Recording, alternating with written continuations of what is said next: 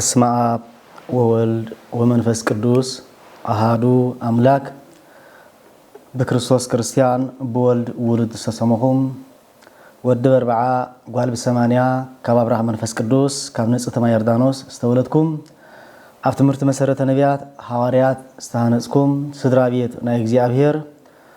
በስመ እግዚአብሔር ከመይ ውዕልኩም ከመይ ኣለኹም ቅዱስ ዘለዓለም ስላሴ እግዚአብሔር አምላኽና ነዚ መዓልቲ እዚ ነዚ ዕለት እዚ ቅዱስ ፈቃዱ ኮይኑ ቅዱስ ባሪኹ ስለዝሃበና ስሙ ንዘለዓለም ዝተመስገነ ይኹን። ከም ፈቃድ እግዚአብሔር ንሎም መዓልቲ እንርእዮ ትምህርትና ብዛዕባ ኒቆዲሞስ ይክኸውን። ኣብዚ ኣብይ ጾም እዚ ከም ዝሓለፈ ከም ዝተሓበረና ካብዞም ትሽዓተ ክሳብ ትንሳኤ ዘለው ሰናብቲ ሓደ መበል ሻብዓይ ሰንበት ኒቆዲሞስ ተባሂሉ ይጽዋዕ። ስለዚ ኣብ ቅዱስ ቤተ ክርስቲያን ብመዝሙር ብስብሃታት ከምኡውን ብናይ ዕለት ግጻዊ ኣብ ቅዳሴ ካብ ዝንበቡ ምንባባት ልክዕ ነዚ ቃል እዚ ነዚ ነገር እዚ ዘዘኻኽሩና እዮም። ባዕር ከም ፈቃድ እግዚአብሔር ንሎም መዓልቲ እውን ብዛዕባ ኒቆዲሞስ ካብ ብሰፊሑ ብውሕዱ ካብ ብነዊሕ ብሓፂር ክንመሃሪና ገላፂ ምስጢር ቅዱስ እግዚአብሔር አምላኽና ንቅዱሳን አቦታትና ንነቢያት ትንቢት ንሐዋርያ ስብከት ንሊቃውንቲ ምስጢሩ ጥበቡን ዝገለጸ ምስጢሩን ጥበቡን ይግለጸልና። ከም መበገሲ አርእስተ ትምህርትና እንሪኦ ወንጌል ዮሐንስ ምዕራፍ 3 ፍቅዲ 2 ዘሎ ሃይለ ቃል እዩ። እሱ ከዓ እስመ አልቦ ዘይክል ይግበር ዘንተ ተአምር ዘአንተ ዘትገብር እንሆ እዚ ንስኻ እትገብሮ ዘለኻ ማንም ክገብሮ ኣይክእልን እዩ ዝብል ሃይለ ቃል ኢና ክንመሃር። እዚ ቃል እዚ ኒቆዲሞስ ንጎይታናን አምላኽናን መድሓኒናን ኢየሱስ ክርስቶስ ሰናገሮ ህያው ቃል እዩ። ብሓበሻ ናይ ኒቆዲሞስን ናይ ክርስቶስ አምላኽናን ዝርርብን ኣብ ወንጌል ዮሐንስ ምዕራፍ 3 ካብ ፍቅዲ 1 ብሰፊሑ ተገሊጽልና ተነቢርልና ኣሎ። ተቃል ከምዚ ኢሉ ይጅምር ወሃሎ አሃዱ ብእሲ ፈሪሳውያን ዘስሙ ኒቆዲሞስ መልአኮሙ ለአይሁድ። እኖ ሓደ ካብ ፈሪሳውያን ወገን ዝኾነ ንአይሁድ ድማ መምህሮም ሓለቃኦም ኣብ ዝኾነ ኒቆዲሞስ ዝበሃል ሰብ ነበረ ይብል። እዚ ሰብ እዚ ከዓ ወመፃ ሃበ እግዚ ኢየሱስ ክርስቶስ ቀዲሙ ሌሊተ ብለይቲ ለይቲ ናብ ጎይታናን አምላኽናን መድሓኒናን ኢየሱስ ክርስቶስ መፂኡ ከዓ ይመሃድ ነበረ። ከምዚ ኢሉ ከዓ ተዛረበ ረቢ ንኣምር እምሃበ እግዚአብሔር ዘመጻእከ ንስኻ ካብ እግዚአብሔር ከም ዝመጻእካ ከመ ትኩን መምህረ ንኩሉ ከዓ መምህር ከም ዝኾንካ ገባሬ ተኣምራት ወመንክራት ምዃንካ ንፈልጥን ንኣምንን ኢሉ ቀፂሉ ከዓ እዚ እስኻ ትገብሮ ዘለኻ ነገር ወአልቦ ዘይክል ገቢረ ዘአንተ ዘትገብር ዘእንበለ ዘእግዚአብሔር ምስሌሁ ብዘይካቲ እግዚአብሔር ምስኡ ዝኾነ ነዚ እስኻ እትገብሮ ዘለኻ ክገብሮ ዝኽእል ማንም የለን ኢልዎ። እዚ ንስኻ እትገብሮ ዘለኻ ብዘይካ እግዚአብሔር ምስኡ ዝኾነ ማለት ብዘይካ እግዚአብሔር አብ ናይ ባህሪ አቦኻ ምሳኻ ዝኾነ እግዚአብሔር መንፈስ ቅዱስ ናይ ባህሪ ህይወትካ ምሳኻ ዝኾነ እንተ ዘይኮይኑ ካብ ፍጡራን ነዚ ንስኻ እትገብሮ ዘለኻ ክገብሮ ዝኽእል ነገር የለን ኢሉ። ኣቐዲሙ ኒቆዲሞስ ንክርስቶስ አምላኽና ከመ ትኩን መምህረ መምህር ክትከውን ዝመጻእካ ኢኻ ኢልዎ። ብጸጋ መምሃራን ኣለዉ ኒቆዲሞስ ንባዕሉ እውን መምህር እዩ ማለት እዩ። ግን ናይ ኒቆዲሞስ ትምህርቲ መምህርነት ብጸጋ ዝተዋህቦ ሓፂር ብጸጋ ዝተዋህቦ ህፀት ዘለዎ ማለት እዩ። ናይ ክርስቶስ አምላኽና መምህርነት ግና ናይ ባህሪኡ መምህር ምዃን እዩ።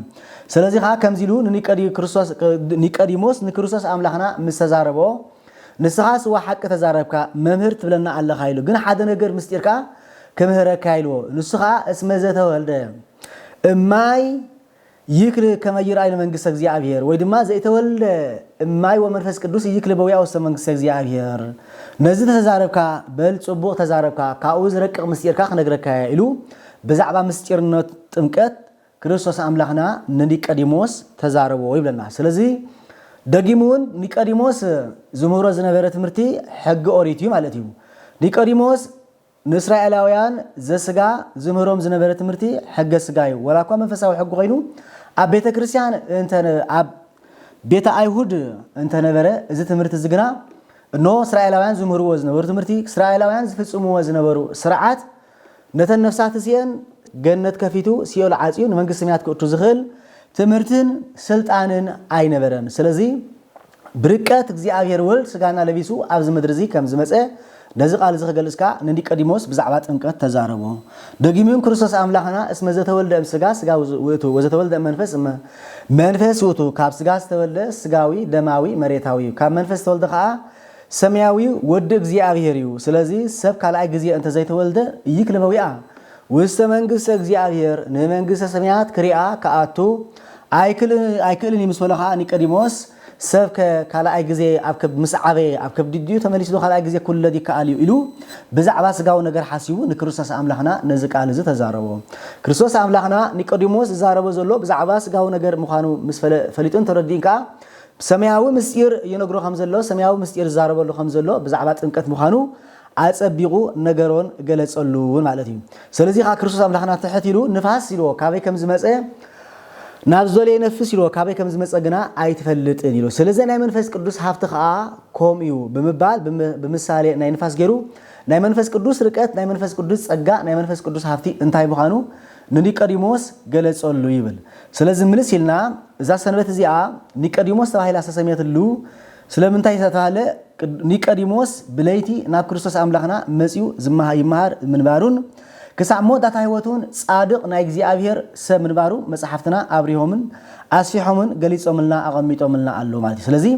ኒቆዲሞስ ሞኒታ ያልና ኒቆዲሞስ ሓደ መምህረ ህጊ ማለት እዩ መምህረ ህጊ ዮሐንስ ወንጌል ካብ ምዕራፍ 3 ካብ ፍቅዲ 8 ክሳብ 11 ዘሎ ታሪኽና ክርስቶስ አምላኽና ብዛዕባ ጥምቀት አርቂቁ ንኒቆዲሞስ ምስተዛረቦ ኒቆዲሞስ ብዛዕባ እዚ ነገር እዚ ምርዳእ ምስ አበዮ አንተኑ ሊቆም ለአይሁድ ለቆም ለእስራኤል ይተአምርኑ ዘንተ ነገር ስኻና እስራኤል ሊቂኻ ናይ እስራኤል መምሪኻ ኣብታቲኻ አርድእታ አኪብካ መጽሐፍቲ ኦሪት ገንጽልካ ትምህሪኻ ስለዚ መምህርና ተባሃልካዶ ነዚ ነገር እዚ ኣይትፈልጥን ኢኻ ኢሉ ስለዚ ኒቆዲሞስ ንባዕሉ መምህር ምንባሩ መምህር ጥራይ ዘይኮነኻ ሃብታም ምንባሩ ሃብታም ጥራይ ዘይኮነኻ በዓል ሽመት ምንባሩ መጽሐፍቲ ይገልጹልና ማለት እዩ ስለዚ ብተኻልኣይ ድማ ኒቆዲሞስ መኒት ተያልና ኒቆዲሞስ ክሳብ መወዳእታ ህይወቱ ኣብ ትምህርቲ ክርስትና ጸኒዑ ዝነበረ ሞዳታውን ቅዱሳን ሐዋርያት ተባታቲኖምሉ ኣብ ዝነበሩ ግዜ ሰዓትን ክርስቶስ አምላኽና ምስ ዮሴፍ በዓል አርማትያስ ተባሃለ ዮሴፍ ጻድቅ ሰብ ንክርስቶስ አምላኽና መጺኡ ስጉ ዝገነዘ በረኸት ዝተቀበለ ጻድቅ አቦ አምላኽነት ናይ ክርስቶስ አምላኽና ብዝግባእ ዝተረደን በረኸት ዝተቀበለ አቦ ምዃኑ ኣብ ዮሐንስ ወንጌል ምዕራፍ 19 ካብ ፍቅዲ 39 ብሰፊሑ ከውን ወንጌል ሉቃስ ምዕራፍ 23 ፍቅዲ 50 ተቀሚጥላን ተጻሒፍልናን ኣሎ ማለት ስለዚ ኒቆዲሞስ ሕጽር ብዝበለ መሪት ያልና መምህር ኦሪት እዩ መምህር እዩ በዓል ሽመኛዩ ሓለቃ አይሁድ እዩ በተኻላይ ድማ እሙን ጻድቅ ንክርስቶስ አምላኽና ብሜቲ ልጥር ገዚኡ ከርበን አመት ሓዊሱ ንክርስቶስ አምላኽና ዝገነዘ ጻድቅ አቦ ምዃኑ ኣብ መጽሐፍትና ብሰፊሑ ክንረኽቦ ንኽእል ማለት እዩ ስለዚ በሓበሻ ሕጽር ብዝበለ መንገዲ ካብ ብዙሕ ብሕጽር ብዝበለ ካብዚ ነገር እዚ ክንመሃሮ ዝግባአና ክፈልጦ ዝግባአና ነገር እንታይ ይያልና ልዕልና ኒቆዲሞስ ንክርስቶስ አምላኽና ሓደ ቃል ተዛሪቦ ነይሩ እንታይ ኢሉ ነዚ ንስኻ ትገብሮ ዘለኻ ማንም ክገብሮ ዝኽእል የለን ኢሉ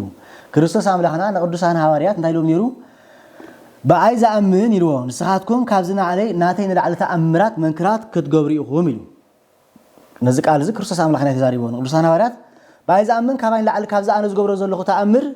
ከገብር ኢሉ እዚ ማለት ልዕሊ ክርስቶስ አምላኽና ቅዱሳን ሐዋርያት ተኣምር ሰሪሖም ወይ አምላኽ ኮይኖም ማለት ኣይኮነን ኒቆዲሞስ ንክርስቶስ አምላኽና ዝስኻት ገብሮ ዘለኻ ማንም ክገብሮ ዝኽእል የለን ምባሉ ክርስቶስ አምላኽና ናይ ባህር አምላኽነት ናይ ባህር መምህርነት ከም ዘለዎ ንክገልጽ እዩ ጎይታ ንቅዱሳን ሐዋርያት ካብዚ ናተይ ንላዕሊ ተኣምር ክትገብሩ ትኽእሉ ኢኹም ምባሉ ድማ ቅዱሳን ሐዋርያት ብዙሕ ተኣምራት ገይሮም እዮም በዓል ቅዱስ ጳውሎስ ብዘፈር ክዳኖም ከይተረፈኳ ብነጸልኦም ሕሙማት ፈዊሶም እዮም በዓል ቅዱስ ጴጥሮስ ብጽላለቶም ከይተረፉስ ተኣምራት ገይሮም እዮም ማለት እዩ ግን ንምንታይ እዩ እዚ ወይ ድማ ክርስቶስ አምላኽና ንቅዱሳን ሐዋርያት ካብዚ ናተይ ንላዕሊ ተኣምራት ክትገብሩ ኢኹም ዝበሎም ቅዱሳን ሐዋርያት ብስሞም ኣጋንንቲ ኣይውፁን ብስሞም እውን ኣይሰበኹን ማለት እዩ ብስም ክርስቶስ ሰቢኾም ብስም ክርስቶስ አምላኽና ተኣምራት ወመንክራት ገይሮም ክርስቶስ አምላኽና ሰሚዕዎም ብስም ክርስቶስ አምላኽና ነዚ ተኣምራት ወመንክራት ክገብሩ ከለዉ ከዓ ንሱ ክርስቶስ አምላኽና አምላክ ወደ አምላክ ምዃኑ እግዚአብሔር አምላክ ፈጣሪ ፈራዲ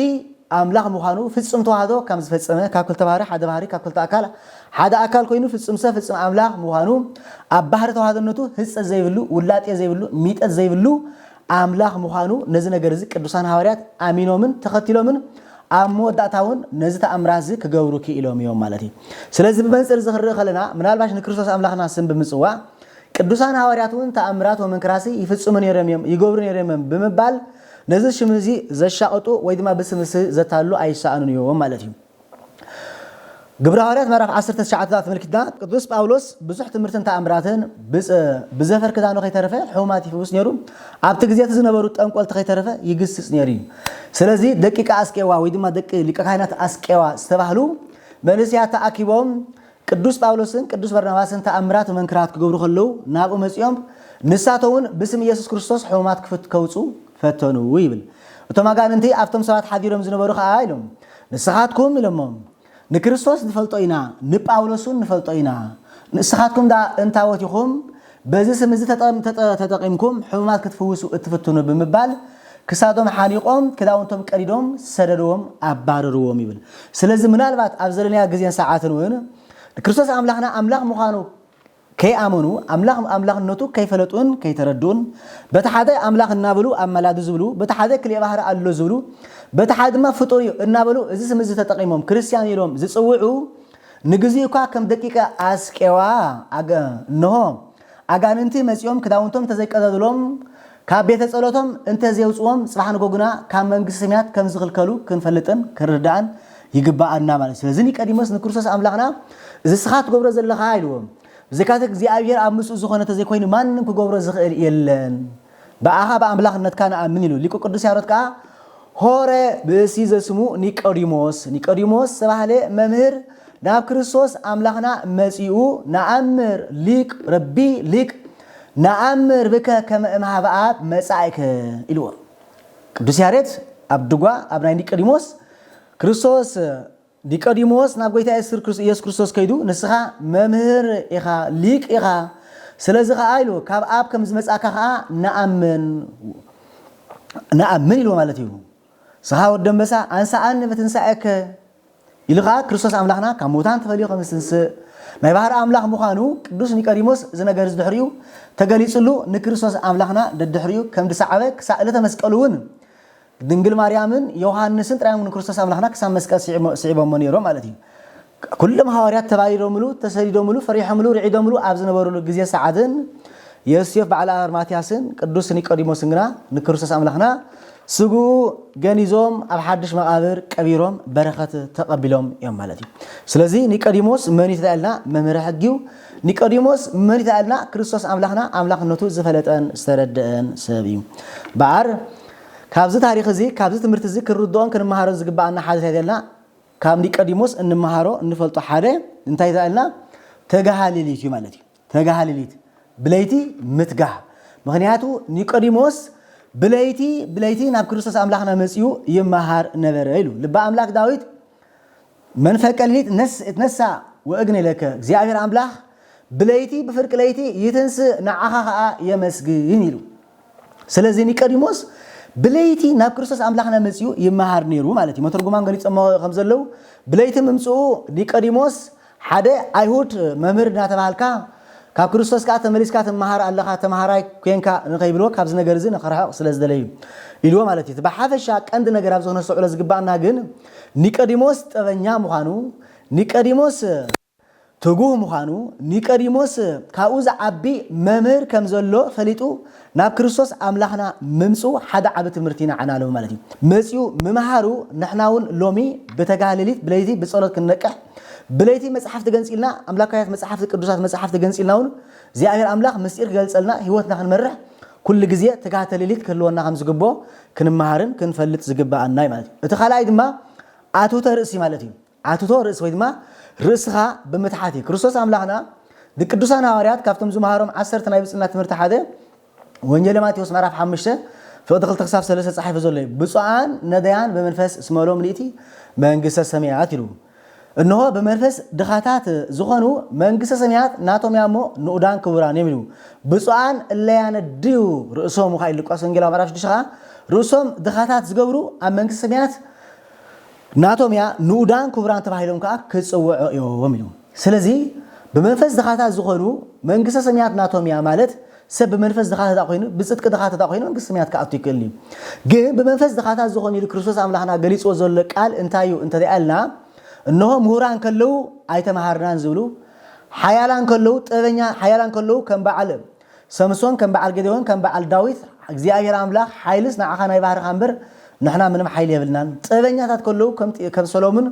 كم سيراكا زياير تبنات كات أمبر نحنا منهم تبي يبلنان النابلو ناي بحر طبب ناي بحر هافتي ناي بحر تمتنا እግዚአብሔር መኻኑ ዝገልጹ እምቦ ከምውን ከም በዓል አቦና አብርሃም ከም በዓል አቦና ኢዮብ ጻድቃን ከለው ሃፍታማት ከለው እግዚአብሔር ንሕና ንዴት ዘለና ጽሎማ ሃፍታማት አለና እንታ ሃብና ሃፍትና ሁሉ ጽባሕ ንጎ ተራጊፉ ዝውዳ እንዲ ንስኻ ግን ሂብካ ሃፍትኻ ዘይውዳ ሃፍትዳ ናይ ባህርኻ እዩ ኢሎም በትሕትና ነዚ ነገር እዚ በቃል ምስጋና ናብ እግዚአብሔር ዝቀርቡ ንኡዳን ክቡራን እዮም ኢሉ ክርስቶስ አምላክና ነዚ ቃል ዘምሂሩ ስለዚህ ኒቆዲሞስ ዝነበረ ትምርቲ ያአኽለኒዩ ዝነበረ ጸጋ ያአኽለኒዩ አይበለን በቃለ ተሕትና ካኡ ዝዓብ መምህር ከም ዘሎ ካኡ ዝዓብ ገቢረ ተአምራት ወመንክራት ገብር ዝኽእል ሰብ ከም ዘሎ መምህር ከም ዘሎ ፈሊጡ ናብ ክርስቶስ አምላክና መጽዩ ካብ ክርስቶስ አምላክና ነዚ ቃል እዚ ተማሂሩ ተረዲን ፈሊጡን ካብ ክርስቶስ አምላክና ተመጊሱ ማለት እዩ ስለዚህ ሓደ ርእስኻ ምትሓት ማለት እዩ ርእስኻ ምትሓት ከምኡኻ ትጋሃ ሌሊት እዩ ርስኻ መታሓት ተጋሃለሊት ኒቆዲሞስ አቀዲሙ ምስጢረ ጥምቀት ብርቀት ፈልጥ አይነበረን ማለት እዩ ለይቲ ተግሂና ክርስቶስ አምላክና ምስ መጸግና ናይ ጥምቀት ምስጢር ክፈልጥን ክርዳአን ክኢሉ ዝሁሉ 46 መጽሐፍተ ብሉያት ዝተማሃረ ኒቆዲሞስ ብዛዕባ ካብ መንፈስ ቅዱስ ምውላድ እንታይ ምዃኑ ይፈልጥን ይርዳአን አይነበረን ክርስቶስ አምላክና ብብሳለ ገይሩ ምሂርዎን አረዲእዎን ስለዚህ ምናልባት ኣብ ሰዓት ዝውን አምላክነት አምላክ ንኣምኒና ዝብሉ حق مهراتنا زبلو جنكا نتمكت واجازه وسمات كله يخليهم علوهم برجس امنت راي مركز صدت خليها تمكت من واجا يبلون سلازا امنكا ياكل يزولو سبات كله يخليهم اتمرتي كريستياننا امنت حدا من قدنا يدحنتيو تمكت قال حدا من قدنا يدحنتيو سكوندو من مقبال مغراب حدا من قدنا يدحنتيو سناي نجر مغبار من مسوات نخاتات مبلع نصومان مستاي سناي مغر مغبار حق እግዚአብሔር حليخه مخاتك حدا من قدنا يدحنتيو مجمرتا تامن አሜንካ ተጠሚካ ስጉ እንደምን ተቀበል አስራተ ወክራት እናቀፈልካ حق እግዚአብሔር እና ፈጸምካ አብሰት መብረን ሰሓና ተመለስካ ነታ ዘይተሐልፍ መንግስተ ሰማያት ትወርስ ማለት እዩ ስለዚህ ሰብ አሚኑ ክጥመ ከም ዘለዎ ተዘይ ተጠሚቁ ንመንግስተ ሰማያት ከአቱ ከም ዘይብሉ ንሱ ጥራይ ዘይኮነውን ብዛዕባ ጥምቀት ኒቆዲሞስ ክርስቶስ ምስከም መኻል ምስአነ ክርስቶስ አምላክና ወአልቦ ዘአርገ ውስተ ሰማይ ዘእንበለ ዘወረደ እም ሰማይ زوت ولد قالم هيا زين نبرو سماي كاف سماي زبزي كاتخاف سماي زورده نسماي زعرج يله نسخا ود سبي اب سمايات نبرالو يلوخا توحده بتعقب زفصمه እግዚአብሔር አምላክ መሆኑ በዛዕባ ምስጢረ ስጋዊውን ክርስቶስ አምላክና ለኒቆዲሞስ ነጊርዎ ምሂርዎ ስለዚህ ኒቆዲሞስ ክልተ ተረቀቅት ምስጢር ተማሂሩ ክርስቶስ አምላክና ለይት መኻት ምስጢረ ስጋዊ ተማሂሩ ድሕሪኻ ምስጢረ ጥምቀት ተማሂሩ ማለት እዩ ሰብ ብዝልካ ክርስቶስ አምላክና ፍጹም አምላክ መሆኑ ከይፈለጠን ከይተረደአን بزعبة ጥምቀቱን ክርዶን ክፈልጥን አይክልን ስለዚህ ክማሃር አለው ንህሉና እግዚአብሔር ክፈልጥ አለው ናይ ክርስቶስ አምላክነት ክርዳ ክኸል አለው ክርስቶሳዊ ክብል ተኮይኑ ድሕሪኻ ከምቲ ክርስቶስ ተጠምቁ ሳለኻ ክጥምቅ ክኽእል አለው ናቱ ዘይተጠመቀ ሰብ ንመንግስተ ሰማያት ፈጽሞ ኻት ይክልኒ እይክል ከመ ይራ መንግስተ ሰማያት መንግስተ ሰማያት ክሪአ አይክልን ኢሉ ስለዚህ ኒቆዲሞስ ኣብ ምድሪ ከሎ ናይ መንግስተ ሰማያት ምስጢር እንታይ ምዃና بكريستوس أملاحنا سماهرلون زفلتولون جزء ساعات سلزونه قدس ቤተክርስቲያንና ነዝዕለት እዚ ነሰዓት እዚ ኒቆዲሞስ ኢላ ሰሚያቶ ማለት እዩ ካርአይ ኦሪት ሓሊፋ ወንጌል ትመጽእ ከም ዘላ አያስተውዒሉ ማለት እዩ ኒቆዲሞስ ሕግ ምሁር ሕግ ኦሪት እዩ ግን ካብ ሕግ ኦሪት ንላዕሊ ሕግ ወንጌል ዝሰርዐ ሕግ ትርፋዝ ዘቀመጠ ክርስቶስ አምላክና ከም ዘሎ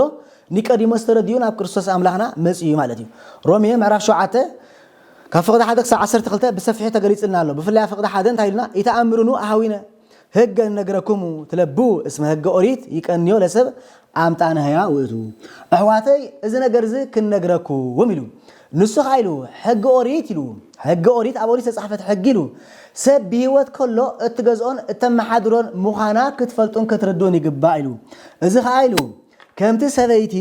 سبايتي له أفتح السبايا خلا بسبايا أسرتي له سبايا خلا أنت تفعلي أنتم متجنا أفتح السبايا أسرت أيقونتين كاف سبايا فتحتي له سلزي إسرائيلان كا زمر روح اللي حقن يروم زغربوه مسواعة يروم كاهنات أوريت يروم يوم مالتي መስዋዕትን እግዚአብሔር አምላክ ኃጢአቶም ከስተስር የለውም መስዋዕት ፈጊዕ መስዋዕት ጤል መስዋዕት ላም አቅድም እግዚአብሔር አመሰው የቅርቡ ነይሮም ሊቀ ካህናት ካ መስዋዕት ያቅርቡ መስዋዕት ዕሪቡ ኃጢአቶም የስተስር የለውም ነይሩ ማለት እዩ እዚ ግን አይሉ ንግዚኡ ካብ ስጋው ኃጢአቶም ንምድምሳስ ዘአንበር ናይ ነፍሶም ናይ መንፈሳዊ ኃጢአቶም እተደምስስ አይነበረትን ምክንያቱ ኣብ ዘበነ ብሉይ ዝቀርብ ዝነበረ መስዋዕት ኦሪት ሲኦል ዘሚቱ ገነት ከፊቱ ክእቱ ዝኽእል አይነበረን ማለት እዩ ስለዚህ ኒቆዲሞስ ነዚ ነገር ዝከሰውል ዝጀመረ እንታይ እንተታልና ክርስቶስ አምላክና ፍጽምት ዝኾነት ሕገ ኦሪት ክሰርዕ ዝመጻ አምላክ ምዃኑ መስዋዕት ኦሪት ሓሊፉ መስዋዕት በጊዕን ዳዓውልን ሓሊፉ ክርስቶስ አምላክና ለልዩ ሰዋይ ወለሊተ ሰዋይ ወለሊተ ተወካፌ መስዋዕት ባዕሉ ተቀባሊ መስዋዕት ባዕሉ ሰዋይ ባዕሉ ተሰዋይ ኮይኑ ምስ ገዛእ ርእሱ ምስ እግዚአብሔር ናይ ባህር አቡ እግዚአብሔር አብ ምስ ናይ ባህር ህይወቱ እግዚአብሔር መንፈስ ቅዱስ ዘተዓረቀና አማናዊ መስዋዕት ምዃኑ ኣብ ዘበነ ብሉይ ዝነበሩ ሊቃነ ካህናት ንግዚኡ ሕጊ ሓልዮም ንህዝቦም ዝመርሑት ኣንበር ፍጽምና ዘይነበራ ምዃኑ ኦሪት ቀንዕቲ ሕጊያ ሮሜ ምዕራፍ 7 ካብ ፍቅዲ 12 ንሕር ክንሪኦ ንኽእልና ኦሪት ኢሉ እምበዓር ከምዚ ዝበለ ዝበልና ሰብ ንግዚኡ ብሕጊ ኦሪት ክሕሎ ፀኒሑ እዩ ስለዝተባህለ ኦሪት ኃጢአት መፍለጢት ኮይና ስለዝበልኩኹም ኢሉ ኦሪት ዶጌጋ አይበለን አይኮነን እስመ ኦሪት ቅድስት ይትወሰናይ ሰናይ ወጽድቅ ወበረከት ኦሪት ቅድስትያ ካብአኻ ሰናይ ነገርን በረከትን ይርከብኒ ኢሉ ቅዱስ ጳውሎስ ነዝጋል ቃል ዝውን ተጻሒዳ አምነት አይተስረቅ ዝብል አይተዘም ዝብል ሕጊ ኣብ ኦሪት ተቀሚጡን ተጻሒፉን አሎ ማለት እዩ ስለዚህ ቅዱስ ጳውሎስ ግና ሰበይቲ ምሳሌ ሕጊ ኦሪት ኢሉ ሰብ ብህይወተ ስጋ ከሎ ኣብ ትሕቲ ሕጊ ኦሪት እሱሪ ምባሉ ንምንታይ እንተተባህለ ንግዚኡ ሕጊ ኦሪት አይተስረቅ አይተሓሶ አይተዘም ኃጢአት ተገበርካውን መስዋዕት ጤል መስዋዕት በጊዕ ሒስካ መስዋዕት ዝኸውን ናብ ሊቀ ካህናት ኪድ ዝብል ስርዓት ነይሩ ምስ ሞተ ግና ሲኦል ዝወርድ ነይሩ እዚ ቁርቦ ዝነበረ መስዋዕቲ ከድሕኖ ናይ ዘለዓለም ድሕነት ክህቦ ኣይከኣለን ኢሉ ማለት ኣይከኣለን መስዋዕት ናይ መወዳእታ ህይወት ከብ ዝኽእል ግን ክርስቶስ አምላክና ስለዚ ኣብ ዘመነ ሐዲስ ክርስቶስ አምላክና ወአመ በጽሐ እድሜ ፈኖ እግዚአብሔር ለወልድ ወተወልደ እምብእሲት ከመይ ሳያጦም ለላ ለውስተ ጎሪት ቅዱስ ጳውሎስ ገላትያ ምዕራፍ 4 ፍቅዲ 4 ገልጽ ከሎ ዘመኑ ምስ ኣኸለ 5500 ዘመን ምስ ኣኸለ እግዚአብሔር ኣብ ቀዳምን ተኸታልን ዘይብሉ ናይ ባህር ወዱ ናብ ዓለም ለኣኾ ናብ ዓለም ሊኹኻ ኣብቶም ሕጊ ኦሪት ዘለው ንኽሻያጦም ንግዚኡ ብመስዋዕቲ ኦሪት ጥራይ ዝመላለሱ ዝነበሩ ብመስዋዕቲ ሐዲስ ስግኡንዶምን ተቀቢሎም ናይ ዘለዓለም ህይወት ንኽረኽቡ ካብ ሰበይቲ ተወልደ ኢሉ ብርሃነ ዓለም ቅዱስ ጳውሎስ ነዚ ቃል እዚ ገሊጹ ስለዚ ኒቆዲሞስ ምሁረ ኦሪት ነይሩ ካብቲ ዝተምሃሮ ሕጊ ካብቲ ዝፈለጦ ተኣምራት መንክራት ንላዕሊ ሓዳሽ ዝኾነ ፍጽምቲ ዝኾነት ሕጊ ወንጌል ከተንጸባረቕ ኣብ ምድሪ ስለ ዝረኣያ ናብቲ ኣማናዊ ናይ ሕጊ ሰራዓይ ክርስቶስ አምላክና መፀ ካብዚ ነገር እዚ ንሕና እንታይ ንመሃር እንተተባህለ ከዓ ኩሉ ግዜ ንሕና ኣቐዲምና ኣብ ኃጢአት ነርና ክንከውን ንኽእልና ኣቐዲምና እግዚአብሔር ኣብ ዘይፈትዎ ኣምልኮ ተጣዖት ጸኒሕናን ነቢርናን ክንከውን ንኽእልና ሕጂ ግና ኢሉ እንታይ ቅዱስ ጳውሎስ ሮሜ ምዕራፍ 12 ሓድሱ መንፈሰ ልብክሙ ወይትምስልዎ ነዚ ዓለም ሕጂ ከዓ መንፈሰ ልቦናኹም ሓድሱ ነዚ ዓለም እዚ ኣይትምሰልዎ ኢሉ ስለዚ ኒቆዲሞስ ሒዝዎ ዝነበረ ሕጊ ኦሪት ፈጺሙ ምልኣት ክህቦ ኣይከኣለን ጎደሎ ስለ ዝነበሮ ናብ ፍጽምቲ ሕጊ ወንጌል ናብ ክርስቶስ ቀሪቡ ንሕና ካብ ህይወትና ምልኣት ድሳኣና ምልኣት ክንረክብ ድኹማ ዝነበርና ካብ ድኻምና ንኽንትንስእሲ ዝነበረና ቡሉይ ብእሲ ማለት ዝኣረገ ሰብነትና ብኃጢአት ዝበለየ ሰብነትና ብንስሓ ኣብ እምነት ንዘለና ብንስሓ ክንሕፀብ ማለት እዩ ነዚ ሕጊ ወንጌል እዚኣ ነዚ ቁርባን እዚ ነዚ ጥምቀት እዚ ከንቱ ኢልና እናሓስብ ሰባት ግና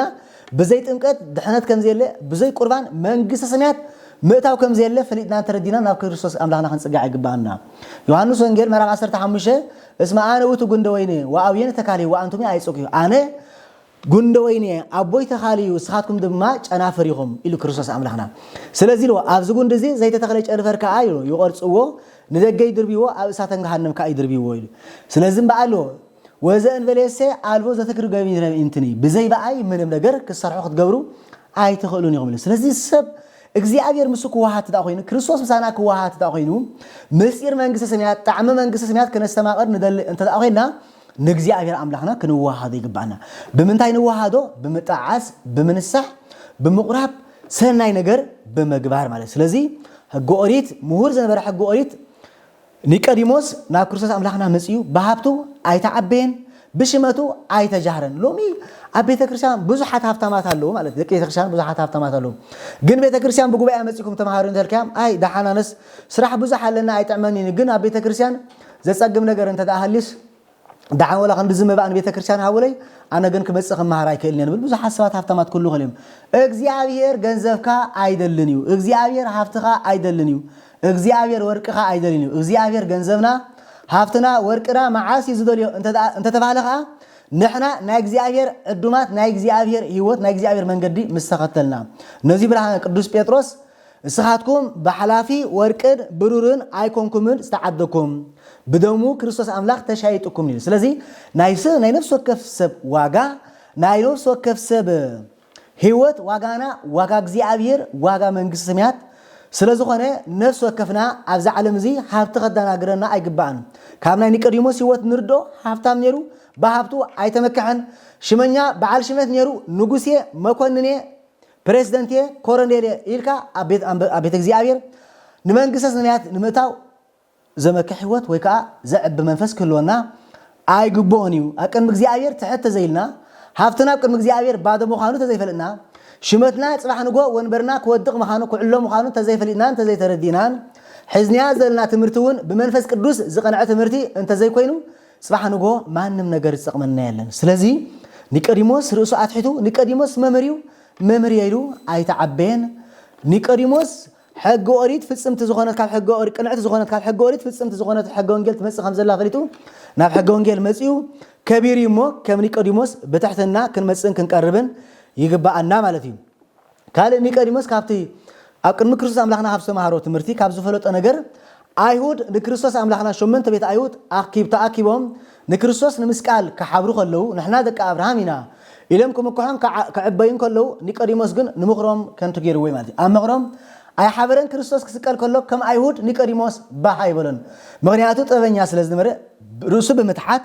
ኣብ ቅድሚ ክርስቶስ ኣምላኽና መፂኡ ምስጢረ ስጋዊ ምስጢረ ጥምቀት ምስጢር መንግስተ ሰማያት ስለ ዝፈለጠን ስለ ዝተረደአን እዛ መንግስተ ሰማያት እዚኣ ኸ ኣብ ኢድ ክርስቶስ ምዃና ስለ ዝፈለጠን ስለ ዝተረደአን ምስ አይሁድ ኣይሓበረን ዮሐንስ ወንጌል ምዕራፍ 8 ፍቅዲ 34 ታሪና እስመንህረ ሰብ ወልደ አብርሃም እንቱ ንሕና ደቂ አብርሃም ኢና ደቂ ጓኖት ኣይኮናን ኢሎም ንክርስቶስ ኣምላኽና አይሁድ ተቃይሞም ነይሮም እዮም ክርስቶስ ኣምላኽና ግን ኢልዎም ደቂ አብርሃም ነርኩም ተተኾኑ አብርሃም ሰርሖ ስራሕ መሰርሕ ኢልዎ እግዚአብሔር ኣምላኽ ንአብርሃም ፃ ወተፈለጥ ማእዝማዲከ አብርሃም ካብ ህዝብኻን ካብ ቤተሰብካን